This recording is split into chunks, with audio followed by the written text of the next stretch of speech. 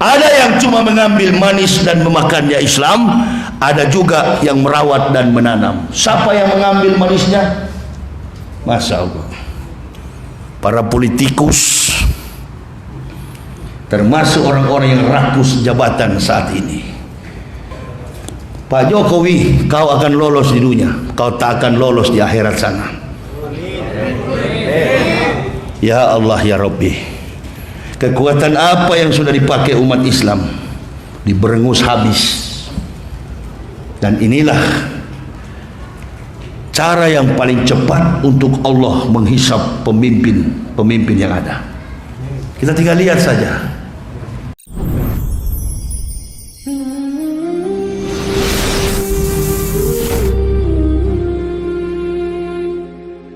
Bismillah. Assalamualaikum warahmatullahi wabarakatuh. Alhamdulillah. Alhamdulillahillazi muharrama awal rasul wajallahu syahran mubarakan likaumil mu'minin. Ashhadu an la ilaha illallahul malikul haqul mubin wa ashhadu anna muhammadan abduhu wa rasuluhu shadiqul wadil amin. Allahumma fasalli wa sallim ala imamil abrar wal muqarribin sayyidina wa maulana Muhammadin wa ala alihi wa sahbihi al-ansar wal muhajirin wa alaina ma'ahum birahmatika ya arhamar rahimin. Ibu bapak, saudara-saudaraku rahimahumullah yang kami hormati, yang kami muliakan, Badan Kemakmuran Masjid Taqwa PIK Penggilingan, Kota Madia, Jakarta Utara, Jakarta Timur, Provinsi DKI Jakarta. Yang kami hormati, kami muliakan para alim, para ulama, tokoh-tokoh masyarakat, dan yang kami cintai, kami banggakan, ma'asyiral muslimin wal muslimat rahimakumullah. Pertama-tama saya mohon maaf, sepanjang hari ini saya kebetulan berdakwah dari pagi. Saya di Tangerang, Zuhur ada di Bekasi, dan sekarang ini saya ada di Jakarta Timur. Ya, selama 13 tahun alhamdulillah tak pernah ada ruang untuk istirahat. Makan tidak teratur, tidur tidak teratur, tapi alhamdulillah saya sehat. Amin ya Rabbal. Yang lain-lain gaji besar, tidur di AC, tidur malam 6 jam, berangkat ke Singapura, pulang tinggal nama. Penyakit, bengek, lemas, pemalas, penipu, munafik, pembohong. Itu yang mengakibatkan dirinya selalu sakit. Karena Allah itu lebih cepat menghisap orang-orang yang sudah beriman ketimbang kafir. Kafir apa saja yang dia buat, dia aman selama masih di dunia. Dia berbuat maksiat, dia mabuk, dia minum narkoba, minuman keras, hamer, dia aman, kafir. Tapi orang beriman, jangankan melakukan seperti yang saya katakan, sedikit saja lewat dari jalur kebenaran Allah, maka jangan harap dia akan lolos. Di dunia dia akan dihukum, apalagi di akhirat. Ini kira-kira yang terjadi saat ini dalam satu peradaban hidup manusia ini. Ketika Allah Subhanahu wa taala mentakdirkan makhluk manusia ini, maka pada saat itu juga dalam rangkaian historik sejarahnya, Allah menempatkan satu manusia khusus di tengah-tengah kumpulan manusia ini. Siapa mereka? Mereka ini adalah nabi dan rasul. Sehingga mulai manusia itu ada di dunia, senantiasa dalam setiap periode ada nabinya. Dan dari pergulatan kehidupan manusia ini, pasti dari zaman Nabi yang pertama diutus oleh Allah, Adam, sampai sekarang ini, pergulatan antara hak dan batil tetap saja terjadi. Di tengah pergulatan antara hak dan batil ini, maka Allah Subhanahu wa ta'ala menurunkan peringatan kepada manusia. Diutuslah malaikat yang menjadi pemberita atas kebenaran yang akan disampaikan oleh para nabi, yaitu Ruhul Kudus atau Jibril alaihissalam. Dia yang menyampaikan wahyu kepada semua nabi, dan dari para nabi-nabi inilah kita mengenal kebenaran. Orang tidak bisa mengatakan bahwa antara Nabi A dan Nabi B berbeda. Tidak. Semua Nabi karakternya sama. Dari Nabi Adam sampai dengan Nabi kita Muhammad SAW, mengajarkan kepada manusia La ilaha illallah. Tidak ada Nabi yang mengajarkan ajaran yang menyimpang dari kebenaran Allah. Itulah landasan ajaran yang diajarkan oleh para nabi. Tapi dari 124.000 nabi yang diutus oleh Allah, 123.999 nabi ini gagal. Panggillah ahli sejarah bibliologi tentang kitab Samawi. Tanyakan kepada mereka, adakah nabi yang diutus Allah yang berhasil? Dari 124.000 hanya satu yang sukses, Ahmad bin Abdullah, baginda Rasulullah Muhammad sallallahu alaihi wasallam. Nabi yang terakhir gagal menuntun manusia itu adalah nabi yang berasal dari Semit Timur, dalam satu keluarga kecil yang kemudian diangkat oleh Allah dalam cara yang spektakuler.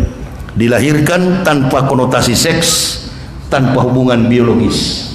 Nabi itu bernama Isa alaihissalam, atau dalam bahasa Ibraninya nama aslinya dalam satu lingkungan kecil tempat kelahirannya, Bait Lam, Bethlehem kalau kita kenal dalam bahasa orang awam, Bethlehem.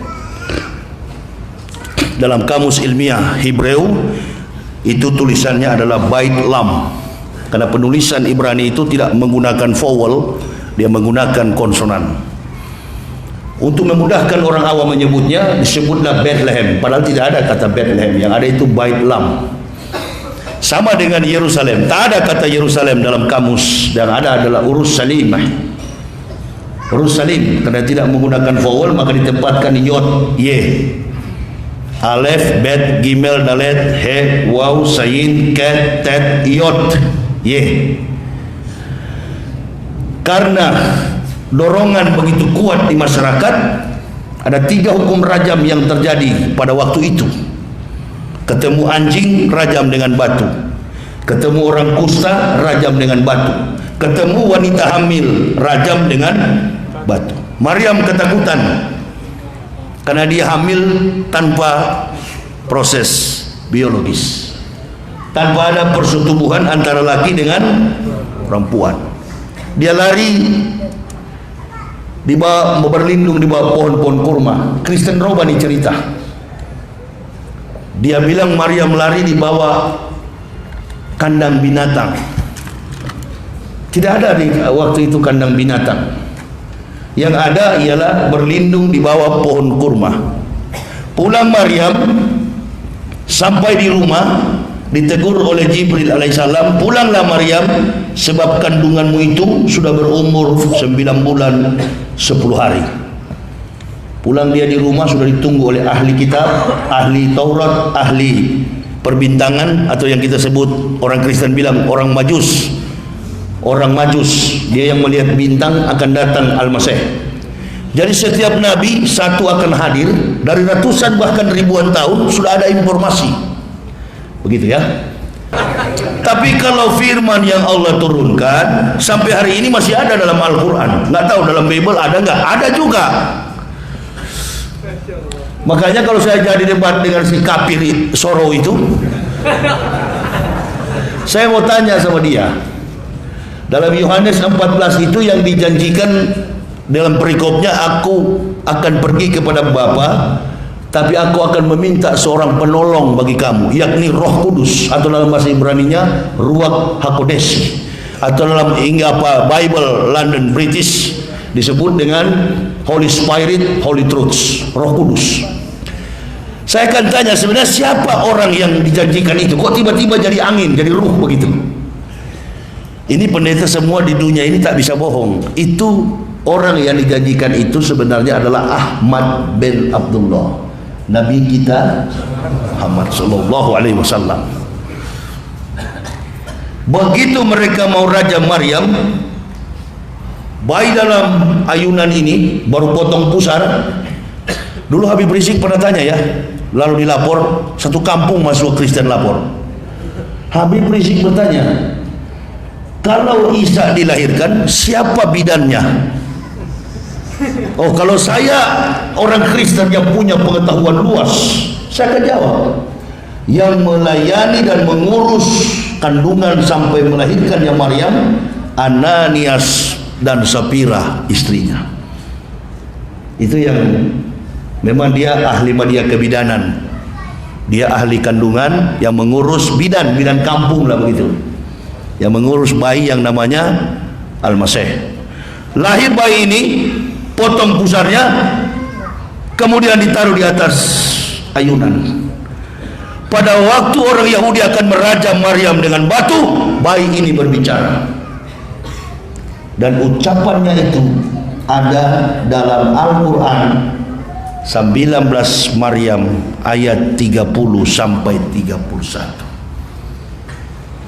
Qala inni Abdullahi ataniyal kitab wa ja'alani nabiyah wa ja'alani mubarakan aina ma kuntu awsani bisolati wa jakati madumtu hayya makana lillahi ayata gizami waladin subhana isaqula amran fa'ina ma yaqulu lahu kun fayakun.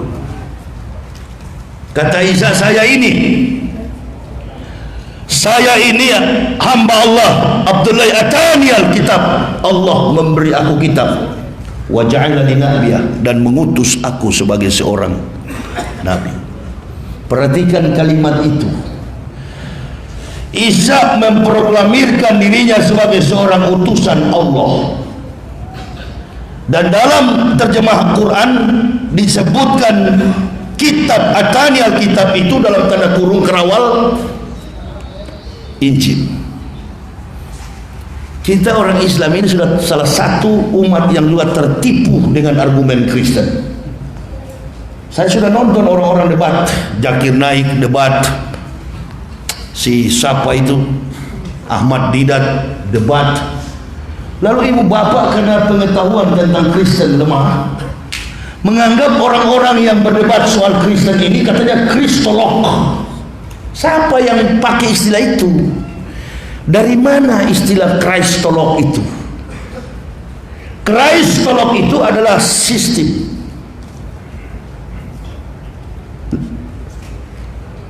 kurikulum yang ada dalam jenjang teologi kependetaan semester 4. Itu ada mata kuliah kristologi.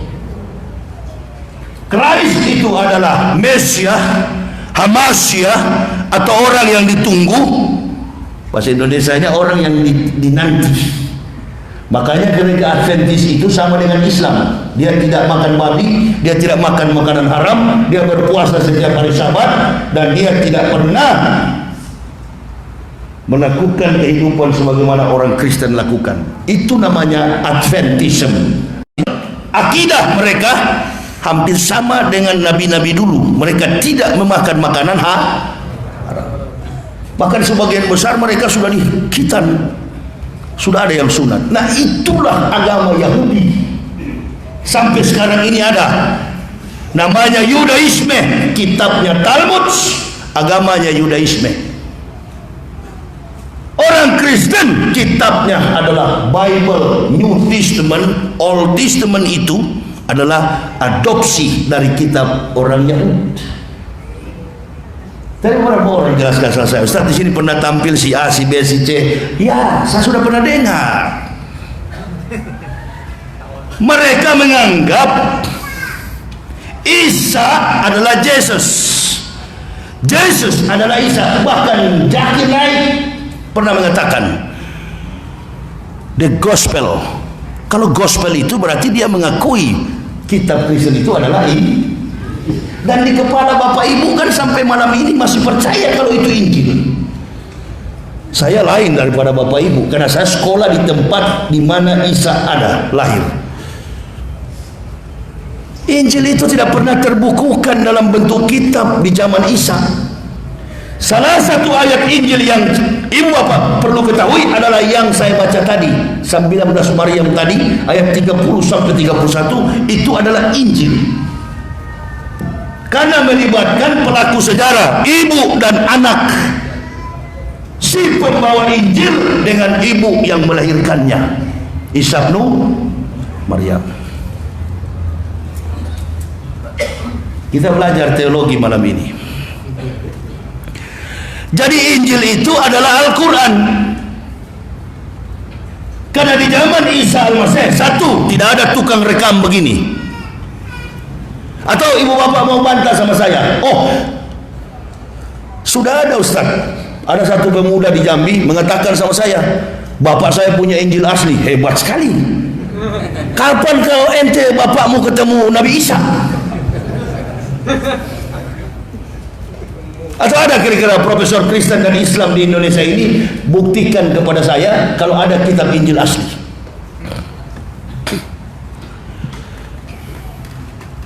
Jangan bilang-bilang Injil. Kitab Kristen itu adalah perjanjian baru. Isi di dalamnya dongeng tambah tahyul sama dengan omong kosong. Jangan sebut Injil, Bible. Karena nabi yang membawa Injil adalah nabi kita.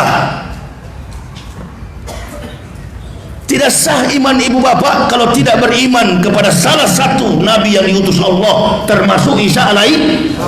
Ini seperti tari pendek batik diklaim Malaysia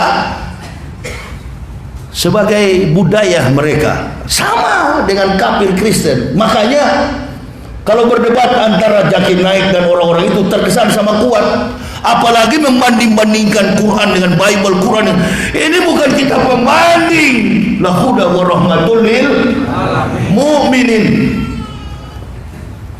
Ini adalah pedoman, Al-Quran ini adalah pedoman sekaligus rahmat bagi orang beriman. Qul amanu billah, artinya katakanlah bahwa kita beriman kepada Allah. Wa ma unsila ila Ibrahim, dan kepada Ibrahim, wa Ismaila wa Ishaq wa Yaqub wal asbati, wa ma utiya Musa wa Isa wa ma utiya nabiyyun min rabbihim la nufariqu baina ahadin minhum wa nahnu lahu muslimun. Antum mendapatkan gelar Muslim, beriman dulu kepada nabi-nabi tadi. Atau dalam apa rukun iman yang keempat dan ketiga, 3 dan 4, beriman kepada nabi-nabi dan rasul, beriman kepada kitab-kitab para nabi dan rasul. Kenapa nabi dan rasul dipisahkan?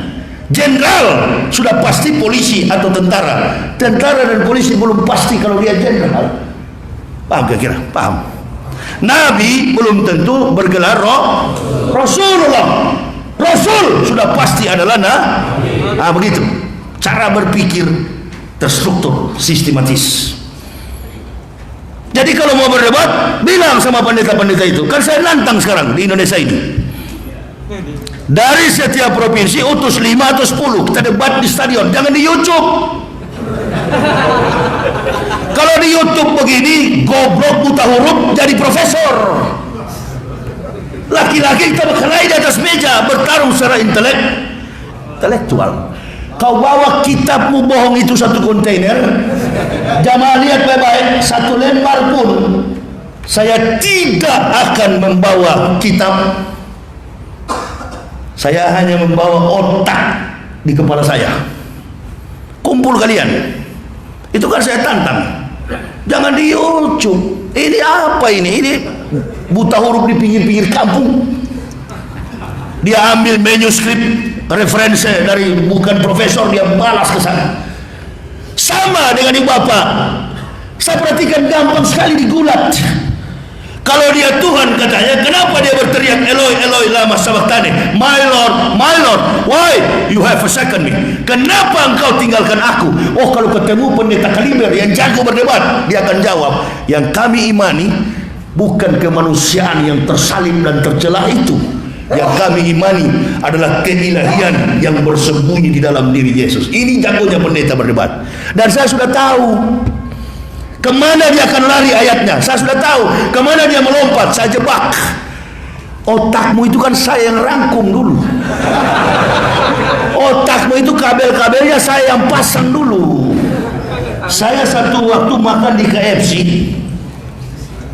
anak saya minta, Pak, pingin makan Kentucky. Oke, mampir kami. Saya di mobil, duduk di mobil, drive thru. Kita pesan, makan di mobil, jalan. Sementara nunggu sekitar 15 menit, saya lihat ada tong sampah didekati oleh orang gila. Orang gila itu secepat kilat dia menyeberang dari seberang jalan sampai di tong sampah. Coker-coker, cungkil-cungkil dalam tong sampah, mendapatkan remah sampah makanan, tulang-tulang ayam, dia makan. Yang ada dalam logika saya, dia menyeberang jalan, ginjal berarti masih kuat. Lompatannya begitu cepat. Mobil yang cepat kilat pun kecepatan 60 di jalan raya itu nggak bisa tabrak dia karena dia cepat menyeberang. Berarti sum-sum tulang yang tersusun, bahkan rangkaian organ tubuh fisikal yang ada di punggungnya, saraf dan tulang punggung beserta dengan ginjalnya tidak ada gangguan. Tidak ada gangguan. Sehat dia. Tapi begitu dia makan sampah, bukan ginjal atau paru-parunya yang rusak, kabel di kepala putus satu. Paham kira-kira? Kan saya dituduh itu pendeta gila yang masuk Islam. Saya tidak marah karena yang menuduh saya orang-orang gila. Kalau marah akan sama-sama jadi gila. Terangkan kepada si gila supaya sembuh. Bayangkan. Tapi argumen ilmiahnya harus kuat. Di mana? Anak saya tanya, Pak, Tuhan Yesus mana? Saya di dinding. Di dinding rumah ada masih bayi yang dipeluk, ada juga yang tersalib. Kok luka-luka begitu Tuhan? Ya Tuhan luka-luka dulu baru selamat kita. Saya masuk Islam, tinggal di Bandung. Saya tanya orang gila di lampu merah, mana Allah? Cakap dia orang Sunda, identik dengan Islam. Mana Allah? Mana Tuhan? Dia tunjuk ke atas. Dalam Al-Asma'ul Husna, Allah Subhanahu wa Ta'ala mempunyai satu nama, Al-Ali, di tempat yang maha, King of King, raja di raja, raja di atas segala raja. Tapi dalam ilmu tasawuf, Allah Subhanahu wa Ta'ala lebih dekat daripada urat nadi. Terus mana kira-kira yang dia tunjuk ke atas, saya yang rektor tunjuk ke dinding. Mana kira-kira dua orang ini yang gila? Harus dikaji secara ilmiah. Anda bermain dengan filsafat, bunuh secara Syekh Abdul Qadir Jailani kan begitu kalau berdebat, mengalahkan lawan dengan kitab argumen lawan. Jangan mengalahkan lawan dengan Al-Quran. Al-Quran ini bukan kitab pembanding. Tidak ada mata kuliah perbandingan agama, omong kosong. Akibat itulah makanya kafir merajalela. Jadi berani menyerang ulama. Karena ada perbandingan agama. Perbandingan agama apa? Islam gak bisa dibandingkan. Al-Quran bukan kitab pembanding. Al-Quran adalah kitab yang meluruskan semua yang bengkok-bengkok di dunia ini. Gak ada itu perbandingan agama. Saya Islam kan orang gak pernah pakai Al-Quran. Nggak pernah. Saya cuma gampang sekali saya Islamkan orang. Hanya kabel di kepala yang putus saya sambung. Saya buka otaknya baru saya sambung lagi yang putus tadi itu. Yang dulu memang saya yang kasih putus. Ya kita bicara agak tinggi sedikit ya.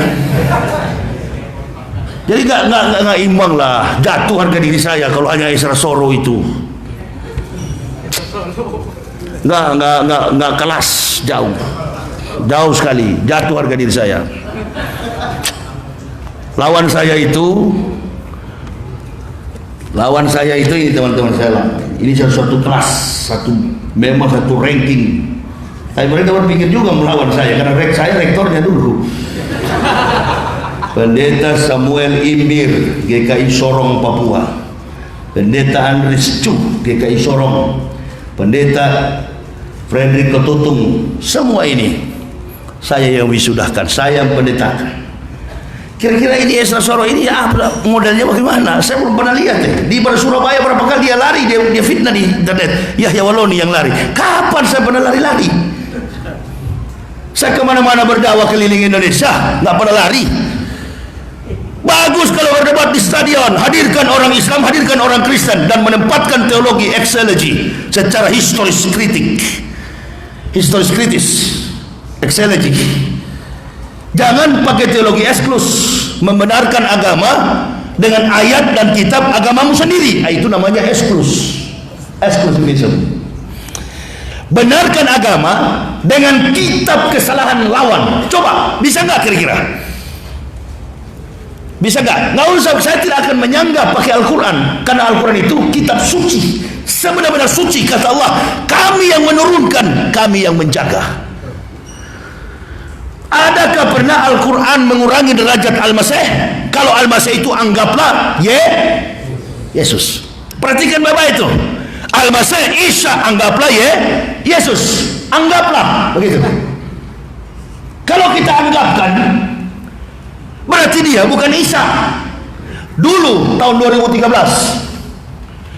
Indonesia pernah digemparkan dengan pengakuan sosok manusia dari Pulau Jawa yang mengaku pahlawan Supriyadi. Betul? Masih ingat?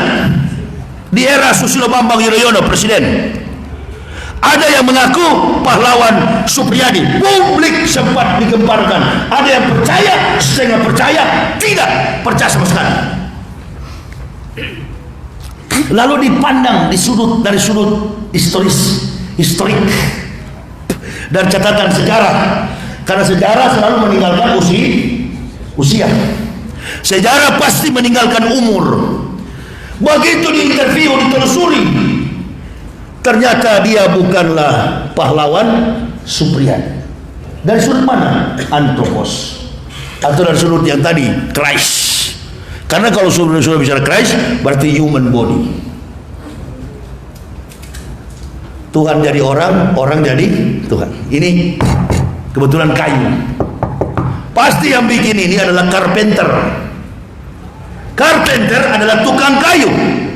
Waktu dia bikin ini, coba tanya kalau dia masih hidup dan ada sekarang. Waktu antum bikin meja ini, 1 detik pernah nggak jadi meja? Kalau pernah, besok sama-sama kita tuhankan dia. Agama kita namanya agama meja. Dia carpenter adalah pencipta, creature, sedangkan meja ini adalah creatures, cipta. Sampai kapanpun ciptaan tetaplah ciptaan, pencipta adalah dalam rangkuman satu kata, dalam pondasi keislaman, la ilaha illallah. Interiornya Muhammad Rasulullah.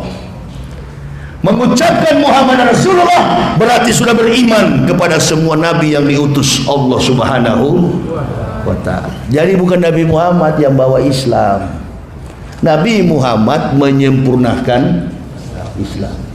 Salat sudah ada, itu tadi Maryam. Wa ja'alani mubarakan ainama kuntu awsani bi sholati wa zakati wa dumtu haya. Kata Isa, kemanapun aku pergi, aku adalah orang yang diberkati. Allah memerintahkanku mendirikan sholat, wa zakati, menunaikan zakat, madum tuhaya, seumur hidupku. Sekarang saya mau tanya, Nabi Isa Islam atau Kristen? Kenapa dia Islam? Karena dia sholat. Nah, Maryam itu perempuan soleh di kampung. Nggak mungkin kalau malaikat turun di Meksiko. Susah dapat yang begitu di Meksiko, apalagi di Indonesia. Sulit. Diturunkan di tengah-tengah kehidupan para penyembah berhala, Allat, Al-Uzza, Hubal, Ilah. Sama dengan di Arab itu. Dua bangsa, dua Semit selatan, Semit timur ini sama-sama penyembah berhala. Makanya Allah mengutus Nabi di sana, di Timur Tengah. Karena dari sanalah keturunan Nuh itu ada. Dia tersebar, Shem, Ham, and Yafet. Shem itu adalah orang Amerika dan Eropa, tulang-tulang besar, bule besar, tinggi, putih. Itu Shem. Makanya Amerika menggelari diri dengan negara Paman Sam. Kenapa dia Paman Sam? Amerika, Bet Knesset di Israel, sistem parlemen Israel, sistem demokrasi Israel sama dengan Amerika. Karena Islam ini dianggap seperti buah yang sedap, buah yang manis, tumbuh di tanah yang subur, pohon yang baik. Ada yang cuma mengambil manis dan memakannya Islam, ada juga yang merawat dan menanam. Siapa yang mengambil manisnya? Masya Allah, para politikus, termasuk orang-orang yang rakus jabatan saat ini.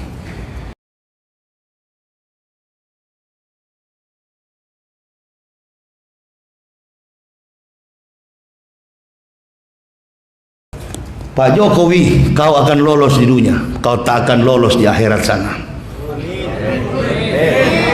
Ya Allah ya Rabbi, kekuatan apa yang sudah dipakai umat Islam diberengus habis. Dan inilah cara yang paling cepat untuk Allah menghisap pemimpin yang ada. Kita tinggal lihat saja. Jangan ibu bapak bergerak. Saya bilang Front Pembela Islam, saya ceramah di Banten, hei anak-anak FPI, kalau kalian dipanggil oleh Metro Tipu, oleh stasiun TV, you jangan pergi. Kalian jangan pergi. Kenapa? Ustaz, nggak boleh lagi tampil-tampil di TV. Biarkan. Kita harus banyak menangis di hari-hari ini. Ini Nabi SAW, kiwamun dunya bi arba'ati asa. Tertibnya dunia bergantung kepada 4 orang. Yang pertama bi ilmi ulama, ilmu para ulama. Ulama sekarang sudah nggak konsen urus umat. Bahkan yang kemarin ada yang lompat dari ulama jadi politikus. Itu kan sudah lewat, sudahlah. Itu masalah cebong, kampret, stop. Udah, pasti di sini juga ada kampret, masih ada juga cebong. Saya kemarin kampret. Sampai dilapor-lapor saya di Bareskrim. Karena mengatakan tuh Megawati cepat mati dan lain sebagainya. Lapor-lapor saya. Saya belum masuk penjara juga. Saya kemana-mana tidak suka dikawal, saya anti saya dikawal-kawal. Tidak mau saya dikawal-kawal. Saya keliling Indonesia bawa mobil hanya dengan istri anak. Ada yang mau kawal saudara-saudara FPI, jangan dikawal-kawal. Kalian kawal saya nanti malaikat yang lari. Ini pernah terjadi. Pernah terjadi di Sulawesi. Dia ini dari tadi saya bicara dianggap lucu saya ini. Inilah benih-benih sudah terbiasa dengan suka-suka bermain. Dia ini dari tadi saya bicara dianggap saya lucu-lucu. Dianggap saya sekelas Maulana yang di TV One itu, yang di Astagfirullah ya Allah ya Rabb. Di Sulawesi saya pulang ceramah, ada kafir muda tabrak mobil saya. Bawa ke rumah sakit, jahit 83 benang dari jidat sampai ke belakang. Begitu ditanya, sadar dia sampai dia masuk Islam. Apa dia katakan? Ustadz, waktu Ustadz saya tabrak dengan motor, di dalam mobil Ustadz itu banyak sekali orang-orang yang berjubah putih. Yang Bapak Ibu lihat cuma saya dengan istri kemana-mana, tapi di dalam situ berlaksa-laksa malaikat. Allahu Akbar. Tapi kalau malaikat manusia yang kawal, innalillahi Apa maksud itu? Dari sisi politis, mudah diadu domba. Mudah diadu domba. Karena dalam sejarah perjuangan Islam, para nabi sampai Rasulullah sallallahu alaihi wasallam, karena kelompok Islam inilah rentan dengan perpecahan. Saya nggak mau bergabung ke dalam. Saya bukan NU, saya bukan Muhammadiyah, saya bukan Al-Wasliyah, saya bukan Naqsabandiyah, saya bukan FPI, saya bukan Banser, saya bukan Ansor. Saya adalah Ahlus Sunnah wal Jamaah. Orang kunut, saya ikutan kunut, tak kunut pun tak apa-apa, lebih cepat, lebih bagus.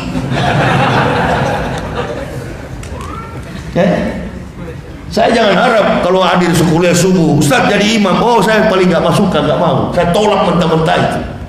Kenapa? Karena orang Islam ini ada yang kunut, ada yang gak kunut. Saya dari kafir yang masuk Islam, jangan bikin kacau. Kalau ibu bapak suruh sholat, saya jadi imam, saya mau. Tapi sholat asar, sholat zuhur, lah itu cuma. Kan begitu, nggak pakai suara, nggak pakai ayat, lolos. Itu. Makanya tadi kan ada yang bertanya, Ustaz Isa dulu. Yastafuna minan nasi wa la yastafuna minallah. Itu orang Arab bilang begitu. Afdalul a'malu as-salatu khams. Amal yang paling utama itu salat 5 waktu. Saya mengajarkan muslim bahkan kafir saya Islam kan supaya suruh salat. Lalu saya tidak salat, innalillahi. Semua memang saya terlambat. Imam sudah 1 rakaat, saya baru ikut. Sudah 1 rakaat imam, baru saya masuk. Jadi saya sholat di belakang sekali sana. Itu terlambat datang di masjid ini. Terlambat kenapa? Karena saya bawa mobil, macet jalanan. Kalau cuma saya sendiri sudah dari tadi tiba. Ratusan, ribuan mobil, ribuan motor. Hari ini saya capek betul. Keliling belum pulang rumah. Ini saya bilang, subuh lagi di mana Pak? Enggak, zuhur besok di Pertamina. Malamnya 2. Tanggal 1 flight Pontianak. Pulang Pontianak 3 hari Solo. Solo Surabaya keliling. Ini jadwal Surabaya ini karena mau debat dengan si kafir itu ternyata batal. Dia berkoar-koar. Abdullah Wasian Foundation bel ke saya, WA ke saya ada tuh. Gara-gara dia berkoar-koar batal Ustaz. Dia sengaja berkoar-koar. Reaksi pengecut, reaksi orang penakut, berkelahi dia suaranya besar. Kalau dia berani dia diam-diam. Kita orang Islam ini kalau sudah menantang begini berarti muatan itu banyak sekali. Kita dilarang untuk sombong, kita dilarang untuk takabur. Tapi kalau orang Islam sudah menantang, awas. Saya kan perhatikan kemarin seperti Valencia versus apa itu Barcelona, bukan Barcelona, Real Madrid. Saya paling senang tuh back yang paling belakang rambut besar. Siapa itu? Marcelo. Saya suka sekali lihat gaya Marcelo itu. Jadi saya ini Marcelo, sebenarnya saya ini back pemain belakang sebenarnya saya. Beda dengan yang di TV One, yang ditampil-tampil TV itu pemain depan semua, striker, back kanan, sayap kiri, wing. Tapi saya back.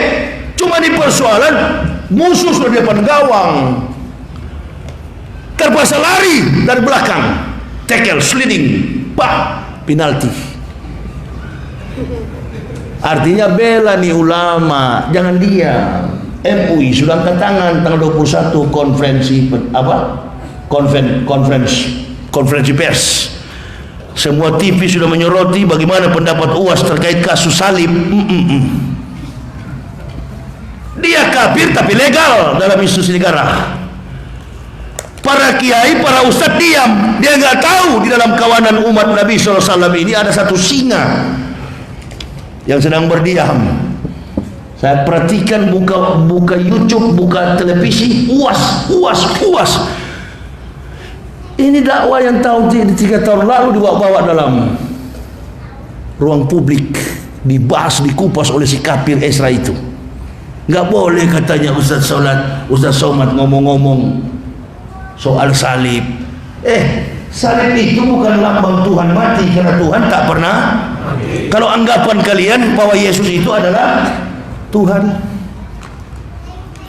Kalau saya Yang jadi saksi ahli Ustaz Somad, saya akan bilang yang tersalib itu bukanlah Al-Masih, bukanlah Yesus Kristus, bukan Yesus Kristus, bukan Yesus Hamasya, bukan Isa Al-Masih. Yang tersalib adalah Barsabas. Ada yang pernah bicara begitu? Golgota itu dalam bahasa Ibrani, Golgota itu artinya bukit tengkorak.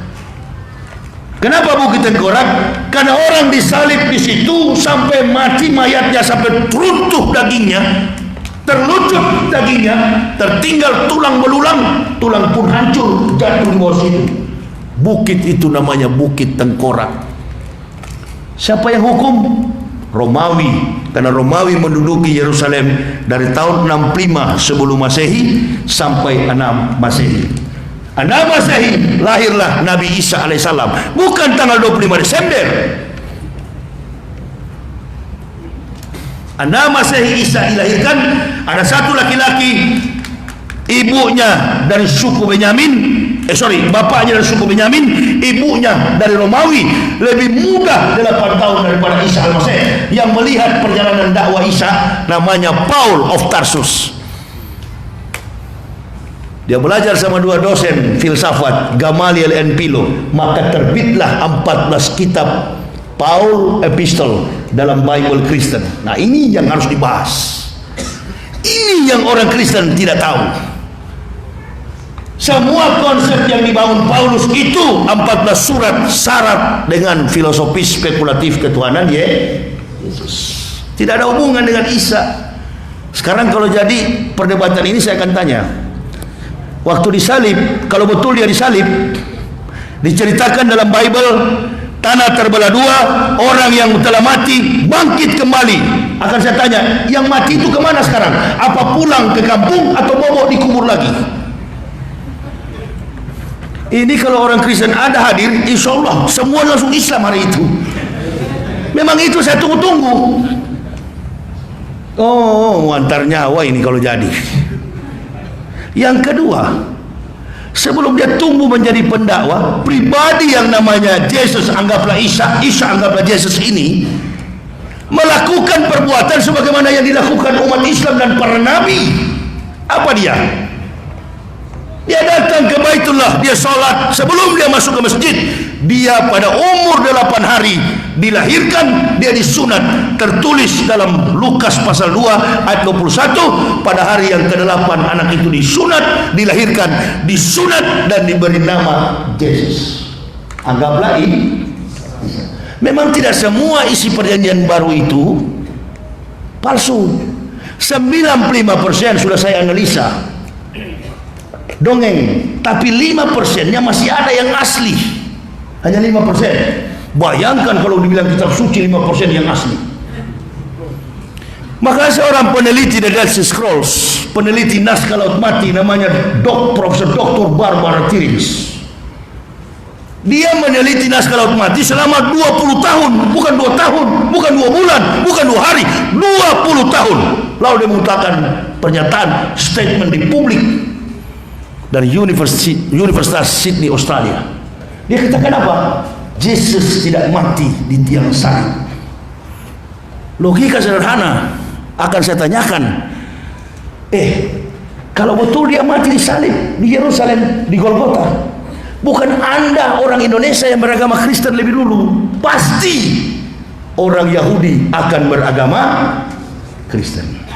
Tapi Yahudi menuduh Kristen najis. Yahudi mengatakan Kristen tersesat. Agama Yahudi sampai hari ini Yudaisme namanya, kitabnya Talmud, sedangkan Injil adalah Al-Quran.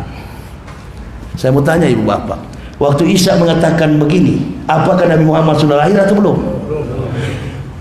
Apakah Injil sudah ada? Al-Quran sudah ada atau belum? Al-Quran sudah ada atau belum? Al-Quran sudah ada, makanya sampai sekarang masih ada. Tetapi Nabi Muhammad belum datang. Tadi kan dari awal saya sudah buka dalam intermission. Saya katakan apa? Kita berharap Prabowo menang, ternyata dikalahkan. Tapi kalau wahyu, jarak antara Musa dengan Isa 3.500 tahun, Isa dengan Nabi Muhammad 576 tahun. Rentang waktu yang begitu jauh. Masih ada sampai sekarang. Dia sampaikan bahwa dia diutus oleh Allah, dan masih tertulis dalam Al-Quran Maryam. Makanya ketika besoknya Isa disunat 8 hari pas usianya, Yahudi datang mau merajam Maryam lagi dengan anaknya Isa.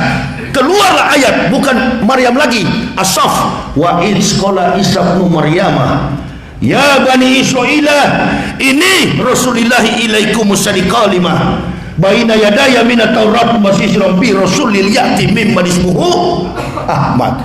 Ini berita yang kedua yang sangat melukai, menyinggung hati orang Yahudi. Mereka mengatakan, ini anak ini kita cari, kita bunuh dia. Tapi setiap kali mereka akan merajam Isa dan ibunya, mereka tak berani, karena dijaga oleh sekawanan singa. Mereka lihat sepertinya ada harim, ada singa yang menjaga, jadi nggak pernah mereka bisa bunuh. Sama dengan Nabi Muhammad. Dalam kitab Nuratul Nasihin, Abu Jahal mencuri harta orang kafir. Orang kafir, pemuda kafir datang kepada Rasul sementara berbicara dengan kulit hitam yang tukang ajan, siapa? Bilal bin Rakhbah. Bicara dengan Bilal bin Rakhbah di rumahnya Abu Bakar. Lalu datang seorang kafir, wahai Muhammad, dia gedor pintu Abu Bakar, pamanmu Abu Jahal telah mencuri dan memukul saya, barang-barang saya dibawa lari. Rasulullah pergi ke rumah pamannya Abu Jahal siang bolong. Kata Bilal bin Rakhbah, ya Rasul, ini baru jam 10 pagi, si kafir itu belum bangun, karena dia pemalas bangun pagi. Tunggulah agak matahari naik. Kata Rasulullah, tidak, dia akan bangun mendengar suara saya. Begitu depan rumah Rasul, kalau marah wajahnya merah, gedor pintu. Abu Jahal, oh, dia dengar suara Muhammad ini datang. Keluar dia. Kata Rasulullah, mana barang-barang anak muda ini yang kau rampok dan kau pukul dia? Abu Jahal serahkan. Mana lagi? Ada lagi? Ada. Tanya sama yang muda, sudah. Ada lagi, yang satu dikasih, padahal harta yang disimpan Abu Jahal berharga sekali. Istrinya pun larang. Dipikul sama Abu Jahal, ini saya ganti lebih daripada yang kamu harapkan. Begitu pergi Rasulullah dan pemuda ini, sudah cukup, sudah pergi mereka. Istrinya datang, Abu Jahal, harta yang kita simpan yang paling berharga, kenapa kau kasih? Kata Abu Jahal, bagaimana saya tidak kasih? Di pundak Muhammad setiap saya bicara ada singa yang akan menerkam.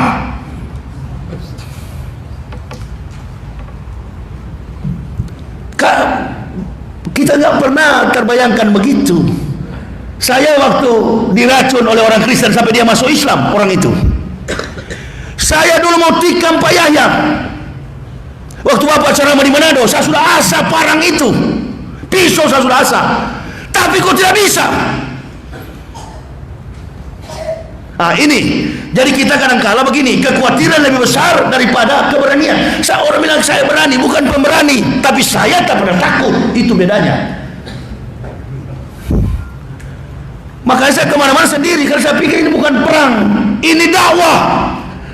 Kulil haq walau kena muron, minimal penjara, maksimal mati, kan begitu. Bukan perang fisik ini, argumen, war of nervous. Tapi kadangkala kita ini argumen kekhawatiran kelompok yang kita besarkan, kita nggak tahu dari kelompok inilah dia datang di tengah-tengah. Saya mau kasih tahu, musuh yang paling besar bukan kafir. Kafir itu sedikit jumlahnya. Yang paling bahaya saat ini adalah munafik di dalam Islam.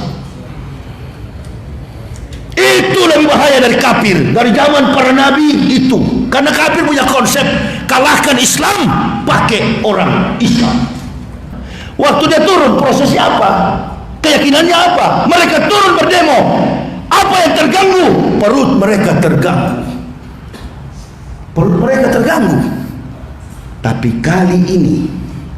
kali ini bukan perut yang terganggu. Mahasiswa, para akademia, mereka turun, bukan perut mereka yang terganggu, tetapi intelektual mereka yang terganggu. Ini ruang publik yang bisa menjawab adalah peran intelektual dalam sistematika akademik.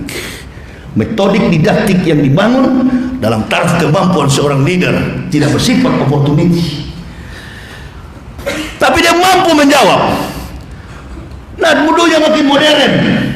Ada 5 kali kalau nggak salah Pak Jokowi tak bisa hadir di pertemuan PBB. Citra, catatan historik seni.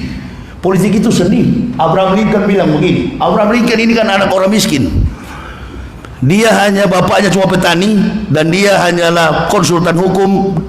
Dia hanya belajar hukum secara otodidak. Tapi dia jadi presiden Amerika yang ke-16. Apa kata Abraham Lincoln? Anda mau belajar politik, cobalah dulu berjalan di pinggir pantai, lepaskan terompah kasutmu, 3 langkah ke depan berhenti, angkat kakimu, lihatlah setiap butiran pasir yang ada di telapak kakimu, hitunglah itu. Hitung katanya. Coba praktekkan, waktu mau pegang 1, 3 sudah jatuh. Itu politik nggak ada yang betul, tidak ada yang kekal. Saya kecewa sekali dengan saudara Fahri Hamzah. Memang watak orang Indonesia ini suka cari kesempatan dalam. Ada pepatah Melayu saya pakai dalam berdakwah, lebih baik mati berdalam tanah daripada hidup bercermin bangkai. Saya kemana-mana saya, orang jamaah suka minta selfie. Saya pikir saya keras begini orang benci, banyak yang sayang ya. Tapi coba yang ban Vespa itu, yang ngaku mau balik. Heran saya orang Indonesia ini, nggak pernah ceramah ngaku mau balik, nggak pernah ceramah ngaku ketua mau balik kok. Kapan yuk tabligh akbar? Yang ada ente ke gereja pakai sorban melintang seperti ban Vespa di kepala. Itu penjilat. Saya kaget juga, Fahri Hamzah bisa begitu. Masya Allah, memang politik ini sulit diperhitungkan. Ya bagaimana sekarang Ustaz? Jangan lagi ada gerakan. Perbanyak-banyak dalam minggu ini kita berdoa. Kenapa? Saya sudah bilang dari Pak, ini tahu saya ceramah di kantor, Pak siapa? Yang undang saya, Pak Jeffrey. Tanya beliau, minggu lalu saya katakan akan ada musibah besar di Indonesia ini.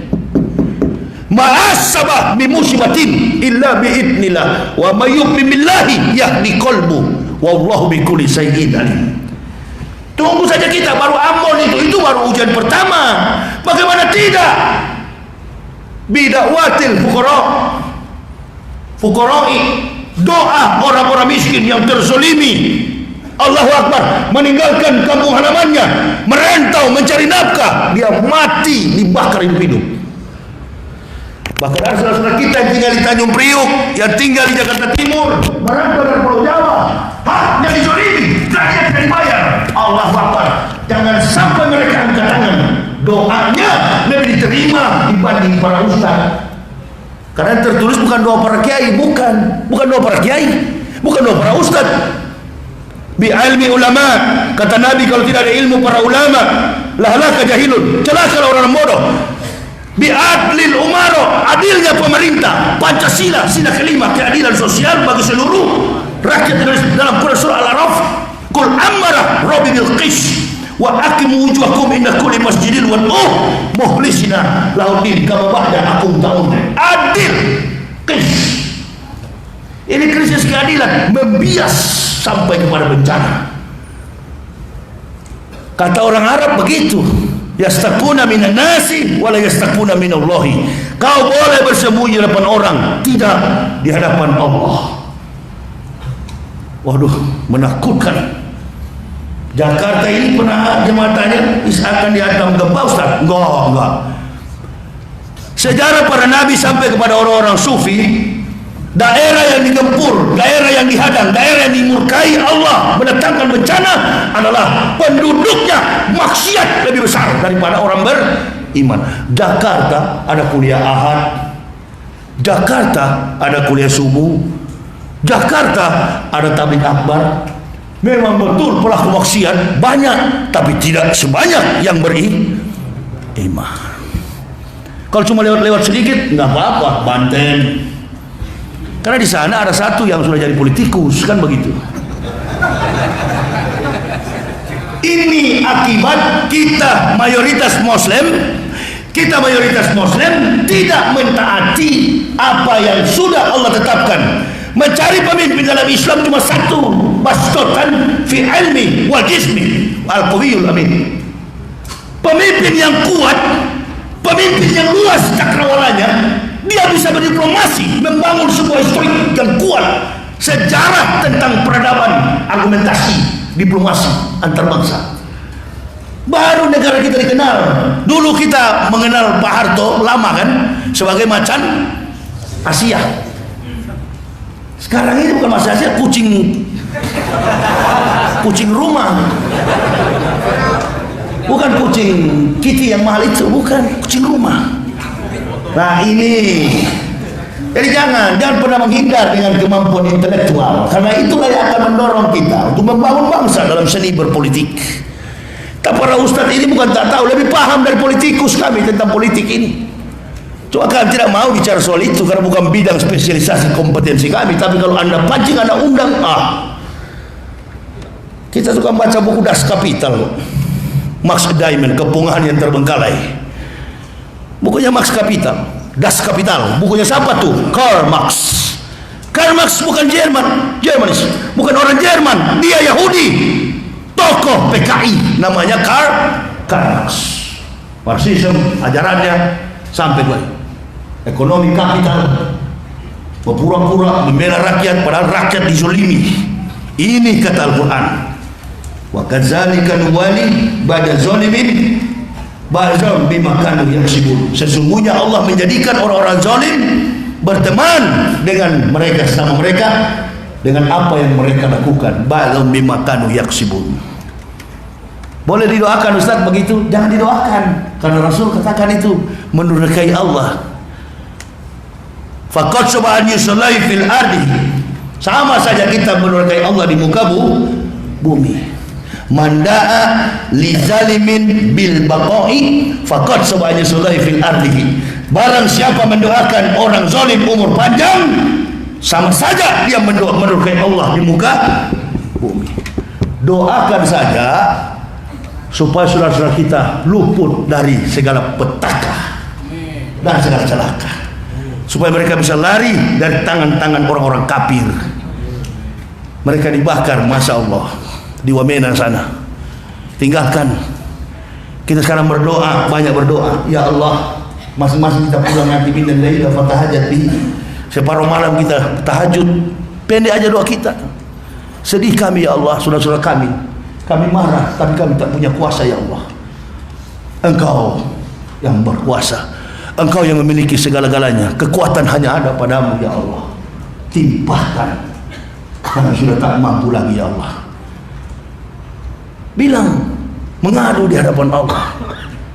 Nasta'inu bisabri wa sholati innallaha ma'as-sabirin. Lalu kita tunggu dengan sabar. Jangan tidak sabar, kita turun ke lapangan. Kita berkelahi dengan petugas.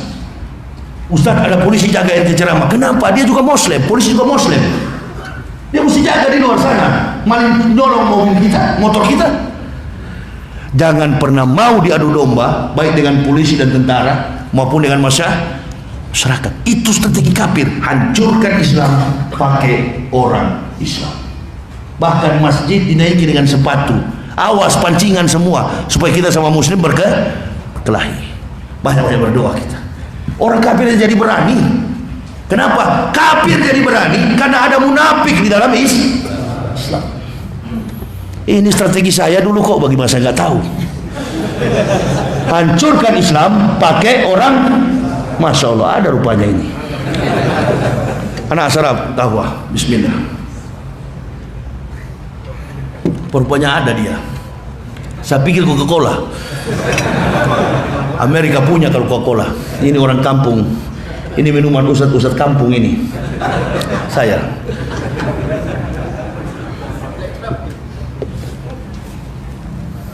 Doakan. Tidak bisa dipercaya. Mahasiswa merontak, mahasiswa marah. Kalau mahasiswa sudah turun, the game is over. Selesai di permainan. Kita lihat saja nanti. Amin ya Rabbal. Amerika, dunia akan memandang itu. Eropa, negara-negara Eropa dan liga-liga Arab akan melihat itu. Karena tidak mungkin satu negara terbangun di dalam peradaban modern begini tanpa ada kemampuan intelektual. Nggak bisa. Orang sudah ketinggalan, sebenarnya nggak boleh jadi pemimpin di zaman sekarang ini. Apalagi dari zaman dulu. Jangan dianggap orang Rasul dan para sahabat itu orang-orang tidak pintar. Di atas kepiawaian, kecerdasan mereka di atas rata-rata. Ilmu, segala macam kompetensi ilmu. Saya contoh dua saya contoh aja. Di Indonesia, UAS dan Adi Hidayat. Bersyukur sebenarnya bangsa ini ada dua tokoh muda. IQ mereka di atas rata-rata, mungkin 300. Maka saya jengkel sekali kafir ini ngomong terus. Hei, kau urus domba-dombamu ke neraka. Mau tantang ya waloni, innalillahi. Kau mau belajar kau dulu ke Yerusalem, kau 5 tahun, kau ke Vatikan, kau ke Italia dulu belajar filsafat, baru kau lawan saya. Imbang itu, imbang. Kau cuma belajar bawa kolong-kolong pisang, bagaimana mau lawan saya? Kau belajar bawa kolong-kolong singkong. Dari bahasamu orang sudah tahu, lompatan logikamu pendek. Orang kalau sudah masuk Islam, laqad anzalna ayatin mubayyinatin wallahu yahdi may yasha'u ila siratim mustaqim. Tidak gampang dia mengkaji, menganalisa, mengenakan satu observasi, kemudian dia converts, dia masuk Islam. Baru-baru ini, bulan lalu, pemuda Amerika yang mempunyai 16 stasiun TV swasta masuk Islam dan mengatakan semua yang aku dapati dulu tak ada arti apa-apa ketika aku mengenal Islam. Bersarang dalam dada, itulah namanya hidayah, bukan mu'alaf. Mu'alaf itu dalam kamus bahasa Arab orang yang dibujuk hatinya. Kebetulan saya tidak ada yang bujuk, bukan mu'alaf. Ma yahdillahu fahuwal muhtadin wa ma yudlil faulaika humul khasirun. Jadi kalau seperti kami begini dari kafir masuk Islam bukan mu'alaf. Mu'alaf itu masuk Islam karena mau kawin. Saya punya istri, saya punya tua, ada di mobil sama-sama dari kafir sampai mati dalam Islam, tetap sama-sama kawan.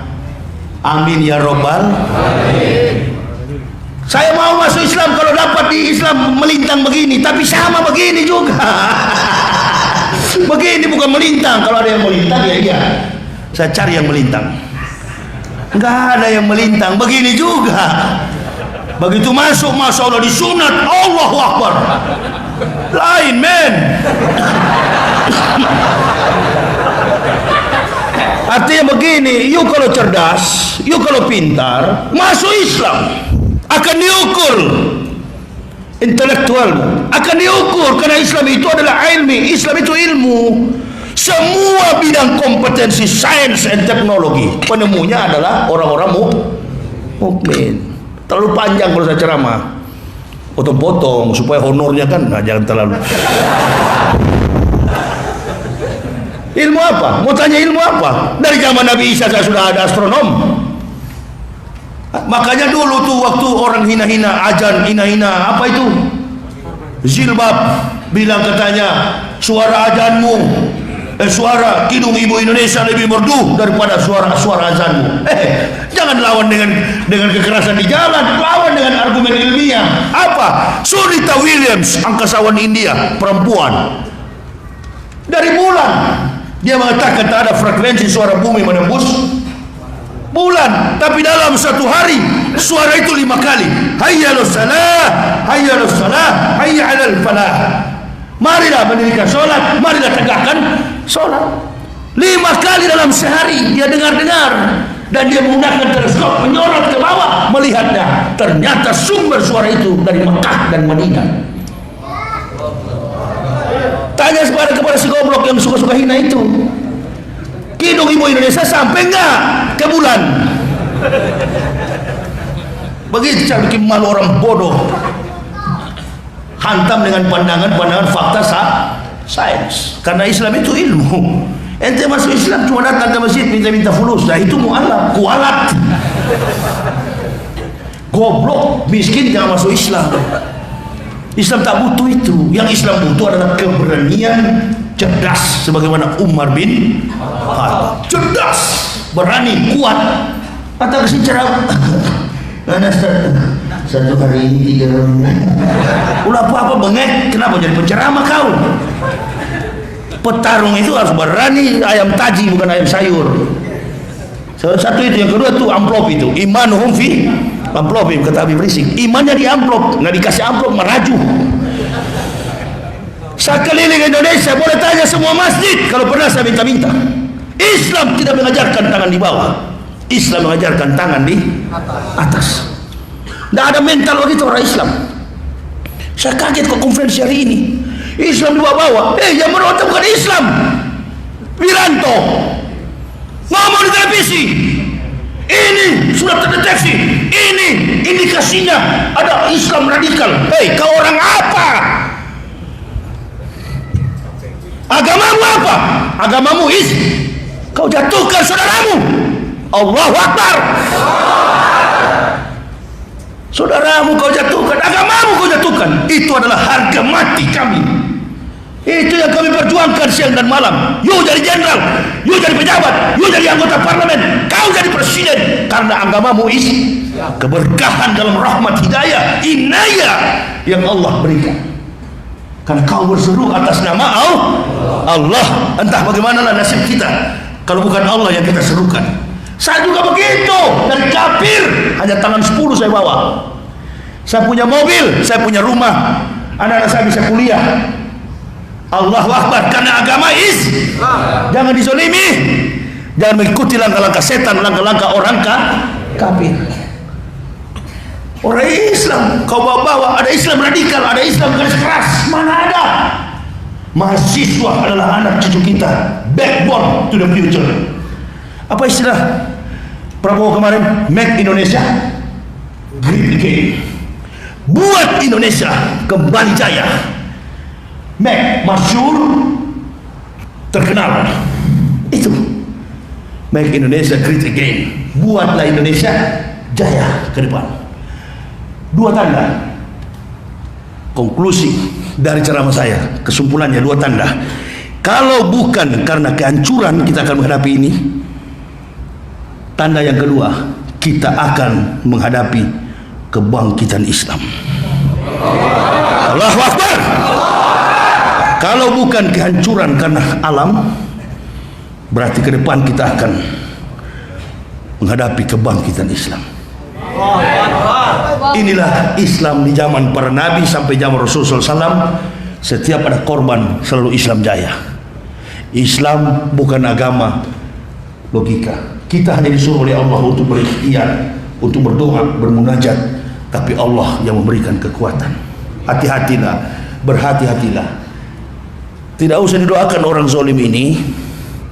Mari kita mendoakan sama kita agar Allah buktikan dalam waktu dekat mana hak, mana batil. Ngomong senang, dia tidak pernah sadar. Ini karena apa? Hubud dunia. Hubud dunia, kata Nabi, Rasulul Hutian, cinta kepada dunia adalah akar dari segala jenis.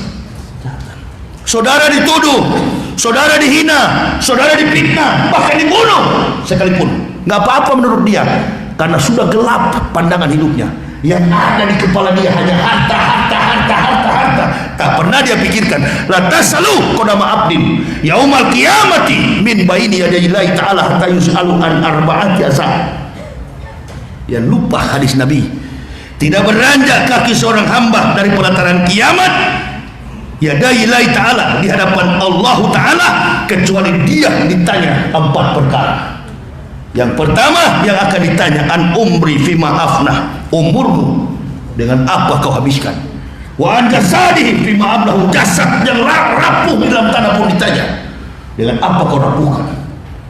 Yang ketiga, wa an ilmihi wa amina bihi, ilmumu untuk apa kau gunakan. Ini yang keempat, bahaya sekali. Wa an malihi min aina itaswa wa fima anfaq, dari mana hartamu kau dapati dan untuk apa engkau belanjakan. Infak, anfaq, bukan infak, bukan qaf, berarti keluarkan, kau keluarkan. Kemana itu? Dari mana kau dapat? Oh, dari jilat kotoran kafir. Innalillahi. Di sana itu nggak ada tersembunyi. Makanya saya masuk Islam nggak saya pikirkan, nggak pernah saya takut dengan siapapun. Yang terasa ibu bintang pun saya nggak takut. Yang saya takut kalau saya tidak sholat, itu saya takut itu. Yang saya takut kalau saya menyimpan dari jalan Allah, berzina, melakukan perbuatan maksiat, itu yang saya takut. Saya gembira setelah Muslim. Di dada saya ini yang ada tiap hari hanya ibadah kepada Allah. Makanya nggak pernah terbersit untuk mencintai dunia ini. Allahu Akbar. Bertemu saudara Muslim begini adalah berkah yang luar biasa. Mudah-mudahan di dunia kita jumpa, di masjid kita jumpa, di akhirat kita akan sama-sama berjumpa. Amin ya Rabbal. Ini jamaah yang bisa saya sampaikan, karena besok saya masih banyak kegiatan. Doakan kami.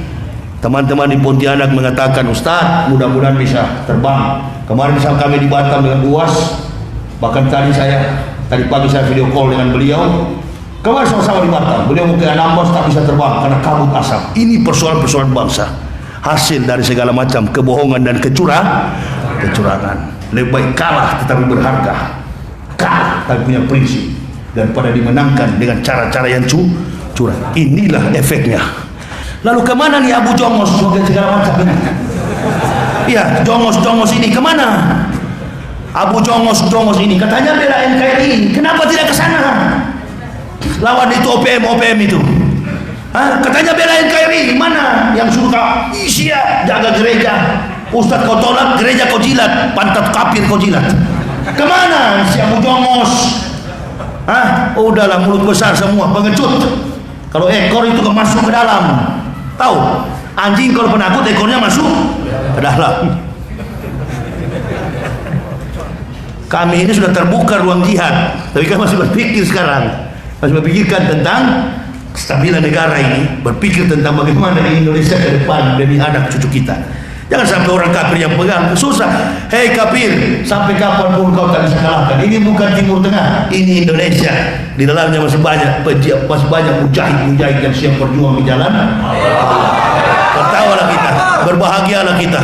Masya Allah. Qudwatun fi sabilillahi awrahatun khairun minad dunya wa ma fiha. Berangkat pagi atau sore berjuang di jalan Allah adalah lebih mulia daripada dunia dan segala isinya. Saya kira itu yang bisa saya sampaikan.